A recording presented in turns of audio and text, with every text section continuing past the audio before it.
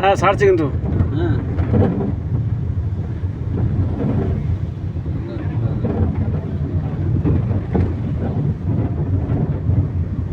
যখন দেখ বড় ভাঙাচোরা, ঠিক আছে, ভাঙাচোরা দেখে ক্লাস করবো, ক্লাস করেন হালকা করে ব্রেক, গুড।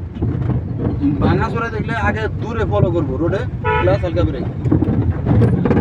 এই যে এরকম মোড়ে স্লো করে নেবো, ক্লাস করে হালকা করে ব্রেক করে স্লো করে নেবো, লাগে ইন্ডিকেটার দেবো, যদি হাইওয়ে থাকে না ইন্ডিকেটার দিয়ে নেবো। হ্যাঁ, ডানে এলে ডানে, বামে এলে বামে, ইন্ডিকেটার দিয়ে নেবো।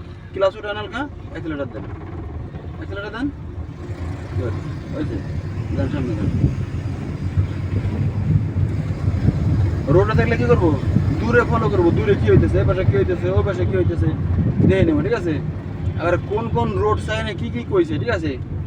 যদি নীল বৃত্ত থাকে, নীল, যে নীল বৃত্ততে লেখা আছে 60, তার মানে কি গতি সর্বনিম্ন 60 বা 30, গতি সর্বনিম্ন 30।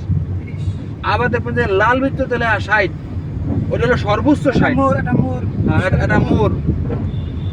আবার লেখা আছে বামে মোড়, ডানে মোড়, ঠিক আছে। আবার দেখবেন যে লেখা আছে গতি প্রতিরোধক, তার মানে কি স্পিড ব্রেকার, তার মানে কি ওটা বিট, গতি কমাইতে হবে জায়গায়।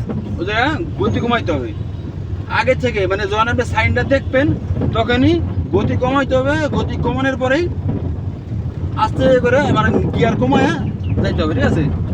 আর গিয়ার কমাবো কখন, আগে গতি কমাবো, তারপরে ক্লাস করে ব্রেক করে গতি কমাবো, তারপরে, ঠিক আছে, হয়েছে।